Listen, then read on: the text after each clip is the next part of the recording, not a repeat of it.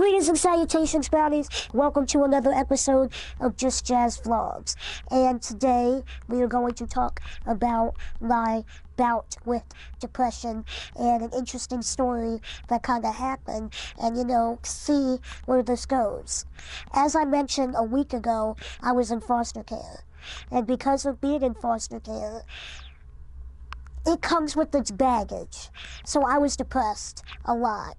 I didn't really know I was depressed until I hit, 14. That's when it really kind of took off.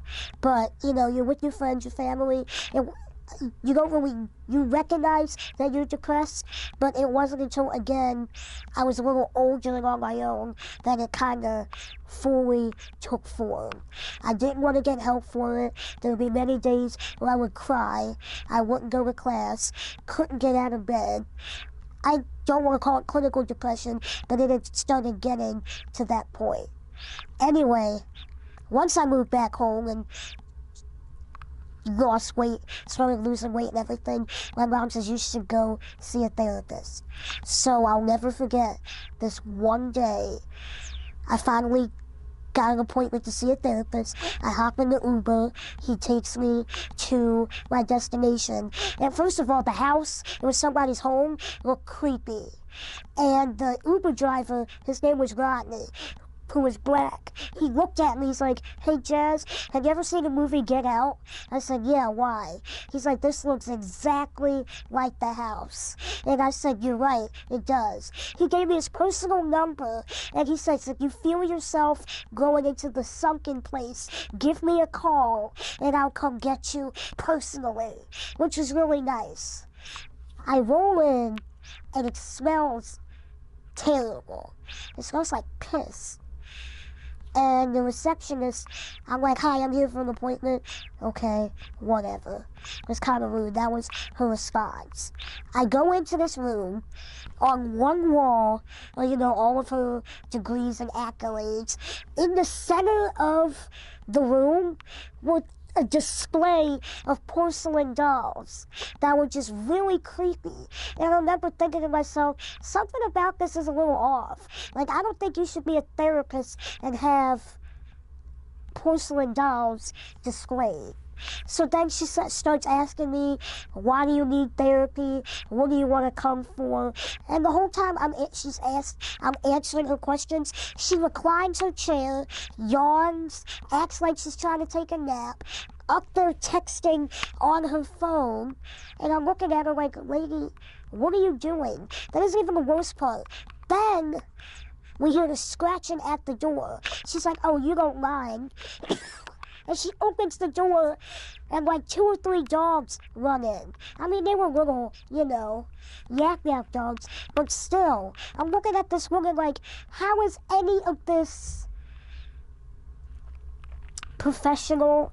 How is it appropriate? Like, what is going on?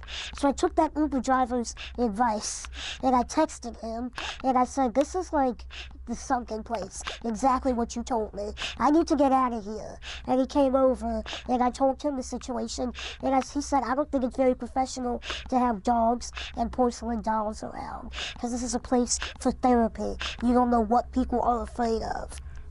What if, and I said, "I agree." But it also makes me wonder, like, are there that many shitty therapists out there? Like, she was horrible. And there are people who actually go to her and swear by her. And if she can heal them, that's great. But I don't know how you would want to be seen by her. Also, she took, like, the state insurance, which is another, like, issue within itself.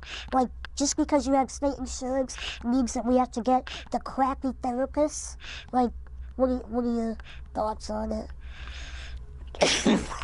Well, I guess it has to come with, like, the degree of your practice. Like, I mean, a lot of psychiatrists, maybe coming out of college, just like my brother took that degree in psychology, but he did it more for the information for himself than did to actually get into the practice of it. This woman was in her 50s.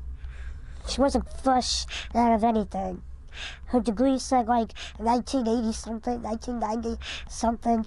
She was just a quack. Then she could just be working off the state and earning the money just as she is. At least act like you care. Don't recline your chair. Even if you're not taking notes, act like you're taking notes. Convince me that you give a damn for 45 minutes. That's all I ask. But, you know, on a lighter note, not really a lighter note, I did find somebody for a while. She was cool. And now I have to look for another therapist. But, depression's an ongoing thing for me. I don't have days where I don't want to get out of bed anymore. But I definitely have this thing where now the good things are starting to happen even more, I freak out. And I don't think I deserve them. Like, I try to think of ways that I can not sabotage the situation, but just not do anything so I don't have to deal with it. Which is stupid. Like, no one should be afraid of success. Like, that's just freaking ridiculous. But the more good things happen, the worse I feel. So you're kind of paranoid about what's going to happen next? I guess. I just don't think I deserve it. But if you look at it that way, no one really deserves anything in this world of any kind, if we think about it that way. But there are a lot of people who do, but whatever. It really upsets me to know that there are times where I just can't enjoy what I have. It makes me upset to know that I think there's an ulterior motive, or, oh, this won't last long, so might as well just give up. I guess perhaps next week's topic should be paranoia. Things to be paranoid about. It kind of seems like that's where we're about. That's where we're at. Paranoia.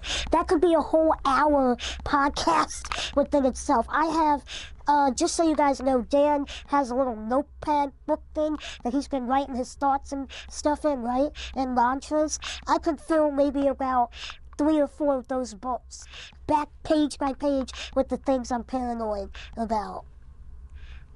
Maybe we'll say that for next episode. You're all gonna laugh at me, but yeah, I think that's good. And on that note, guys, thank you so much for watching this episode. I hope you have a fantastic weekend. Be on the lookout for Dan and I at the podcast movement here in Philly at the Marriott coming up. If you're coming, you got a podcast, you like ours, come say hi to us. We'll be around.